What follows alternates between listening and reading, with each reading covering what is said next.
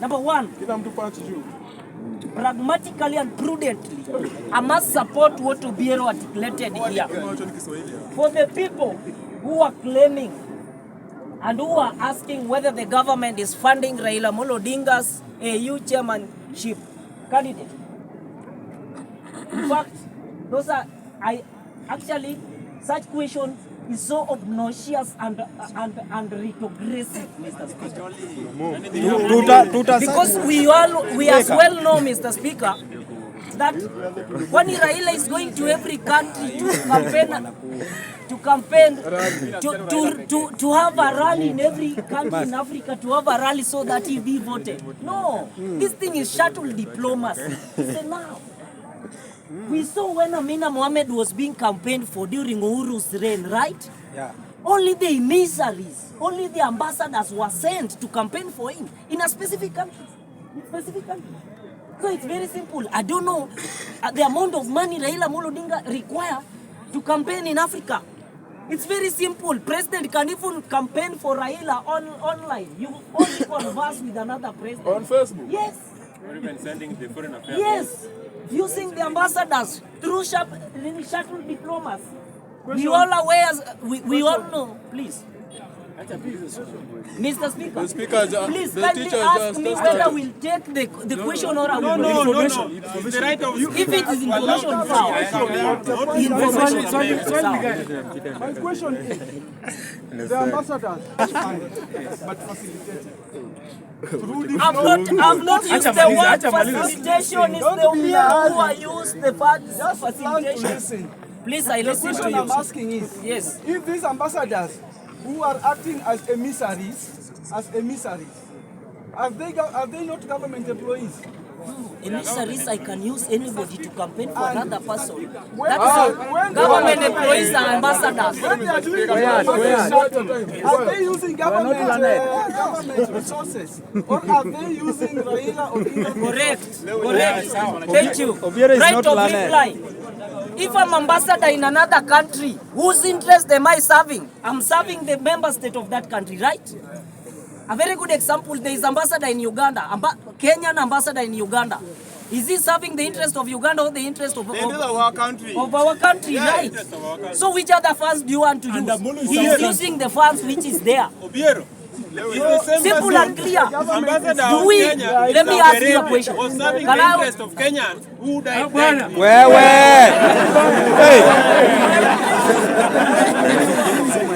Hizi kizunguzeni power. Bunge viva. Continue with English. Please. It's very simple. We have ambassadors in specific countries. That one you know. They serve the interest of our country, in that land. Don't major on the minor. Thank you. I'll move on. I will go straight to the point. Number one. A pregnant question was asked here. The qualification of a person qualified to be the AUC chairman. And I have the specific qualification. But a point to note, some qualification never favored Raila Amolo Odinga. But, please, some qualification, what do you want to say? Unataka kusema nini?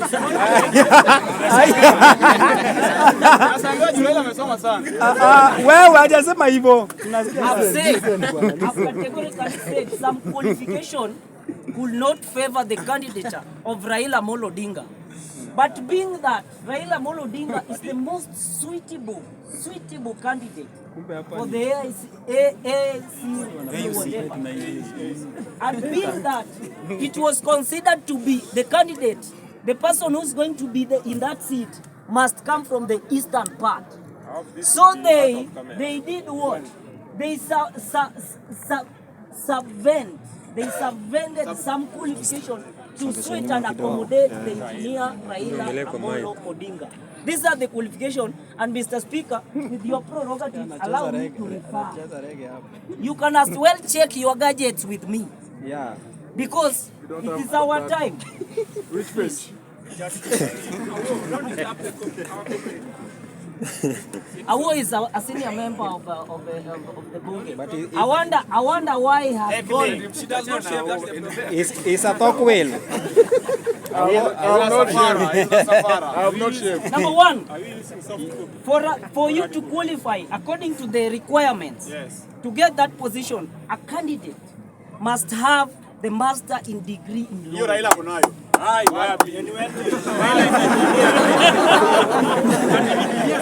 Mr. Speaker,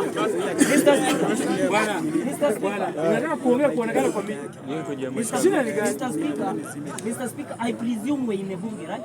Just ignore him. Yeah, where continue. proceeding of bunge, tranquility and sobriety must be observed. Learn to ignore According to some the things, boy. Then you need the tradition of bunge. Be like Sam.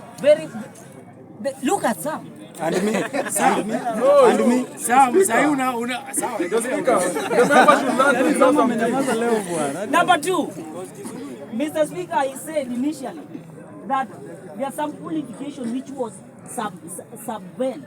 Submerged. I'm using the word to subvent. Submarine. To accommodate the candidates of Raila Odinga. And when I say the degree master in degree in law, Raila never did that.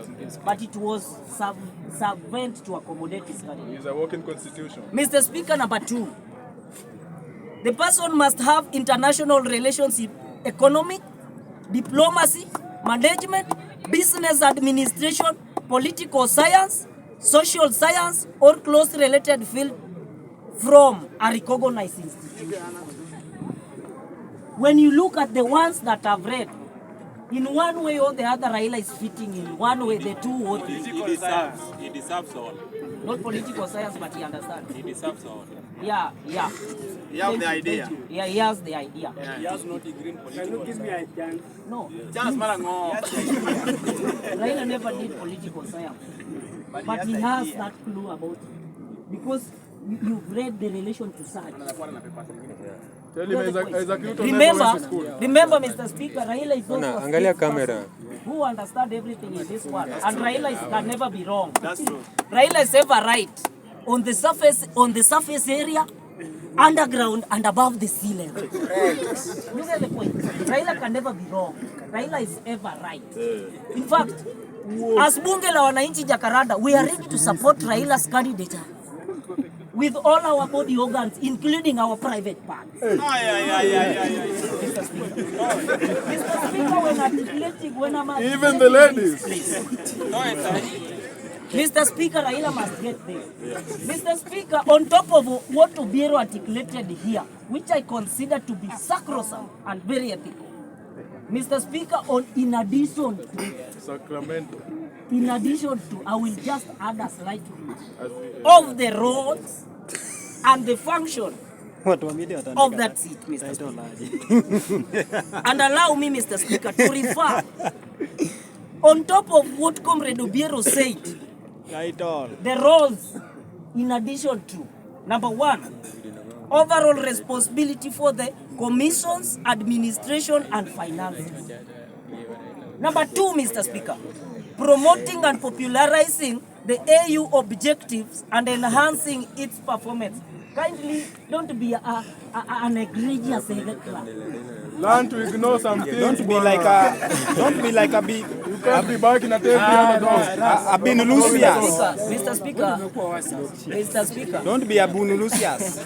Don't throw stones at every barking dog. Yes, thank you. Number three.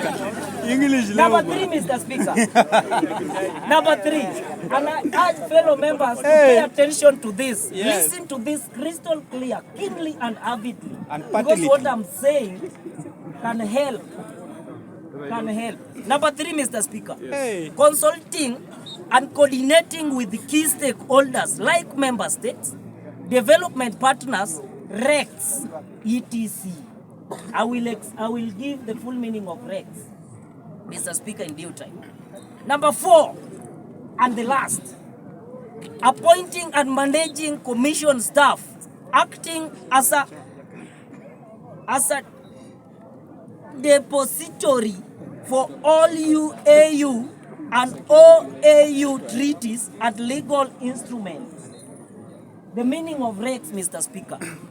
regional economic community. With those few remarks, I beg to raise my case and I say, Viva! Viva! But we haven't understand those English. So.